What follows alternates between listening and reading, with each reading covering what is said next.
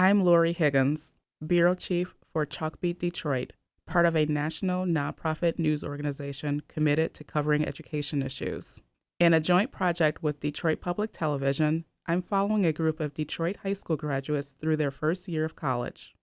Markel and Joe from Cody High School, and Demetrius from the Jalen Rose Leadership Academy. It's the day before move-in. Markel hasn't packed yet. Until now, she has performed well at the last minute, but she knows she can't continue this way through college. I always had 4.0s and I did almost everything like the night before, the day of, the class before. But I don't think I can do that in college. So that's something that I have to fix too. Markel has always been a star student, valedictorian of her graduating class. So it's surprising that she must take a remedial class during her first year. I actually had to take a placement test for MSU, and I kind of have to start off taking remedial math classes. I just don't want to be unprepared, like make myself think that everything will be easy, and then once I get up there and everything turns out to be hard, I end up quitting. Because that's one thing that I don't want to do. I do want to stay in school no matter how hard it gets.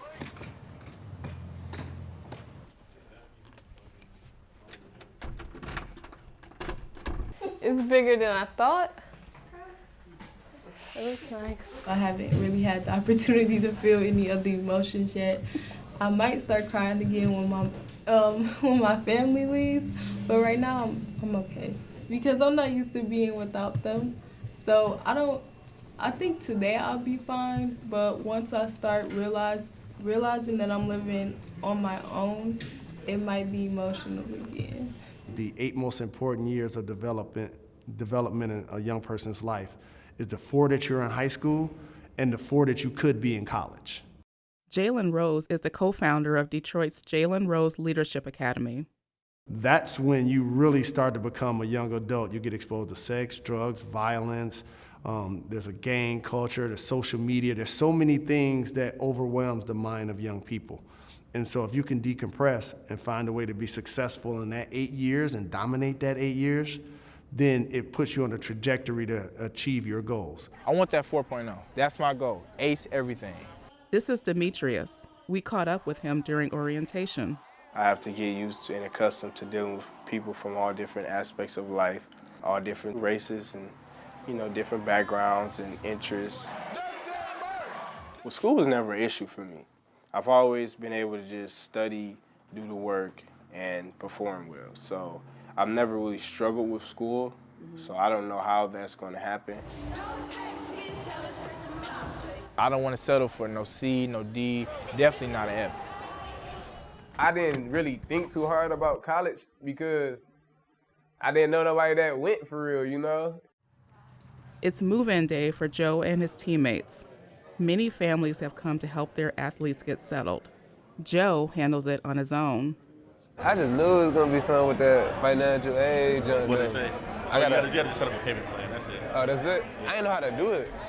The pressure is going in blind because I don't really know exactly what to do because there's not too many people around me that been to college. I'm just going with the flow of everything. But it's difficult at times, but I tend to try and manage. My oldest 5 brothers, they all played football in high school, and they was all pretty good, but further down the line, they all started fall short into the fast money and into the street life, and then further down, they started going into jail.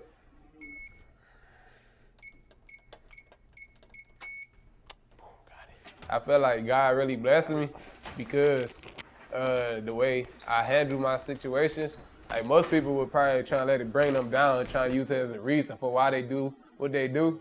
That's what I try not to do, if that makes sense. They try to use it as a reason for why they go rob somebody, why they go take what somebody else earned. That should make you stronger, if anything. That's what I feel like it did to me. Jalen overcame many of the obstacles Markel, Demetrius, and Joe will face this year. When you go to a college campus, you're staying in a dorm, you're trying to manage your own time, you're meeting people from all over the world, and you still have to be at class.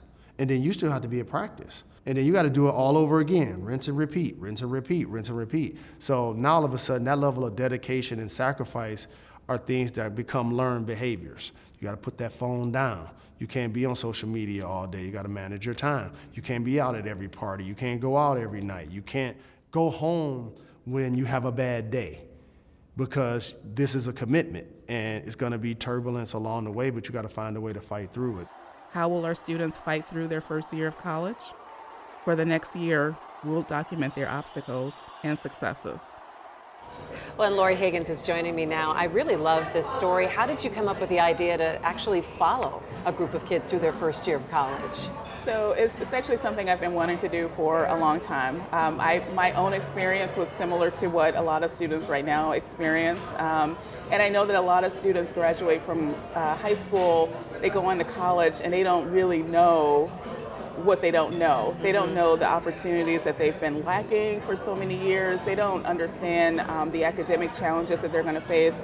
They don't understand the social challenges they're going to face. And so I wanted to take a look at that, because a lot of schools have really high graduation rates and they send a lot of kids to college. But a lot of those kids aren't actually getting past the first year. And if they get past the first year, they're struggling to get toward that ultimate goal, which is graduation. So it's kind of like, what happens next? What are some of the challenges that you think that these kids are going to face? Well, a lot of kids, you think about students coming out of Detroit, which is, I cover Detroit schools. So for the school district itself, nearly half of the students will end up taking a remedial class once they get to college. So it means that their academic preparation is lacking in some way. So they're already on catch up a little bit. They're already playing catch up. And for charter schools, it's pretty similar. It ranges from like 32% to way up to 75% of the kids at a couple of charter schools are having to take remedial classes. So that's a really big challenge, because a lot of kids will get to college and they find that when you have to take a remedial class, you're not getting credit toward graduation for that. And so they get discouraged, and if there are other issues, it just sort of compounds things for them. What about social, financial? Some of these big pitfalls in this first year is really a huge transition. Right, socially. So I was really interested in the Jalen Rose Leadership Academy, where we spent a little bit of time this spring. They really take the kids through like the kinds of social challenges they're going to face. And one of the big things they talk to them about is this phenomenon called the imposter phenomenon, where these kids come out of underserved communities and they go to college and they don't feel like they belong. They're sitting next to a kid from a high-performing suburban district who's got stellar test scores, and they're wondering how do I fit in here? I don't belong. This isn't for me. And for a lot of kids, that will kind of trip them up. If you understand that maybe you've just lacked the opportunities. There are a lot of really bright kids coming out of the city going to college, but they may not have had the proper preparation. They may not have had the kinds of opportunities that kids in these other school districts have had. Well, I'm really looking forward to this playing out in the next year and really investing ourselves in these kids' success and seeing how they go about it. I think probably for you it's going to be hard to not want to jump in and say, you might want to do this or you might want to do this, but be that observer for them. Absolutely.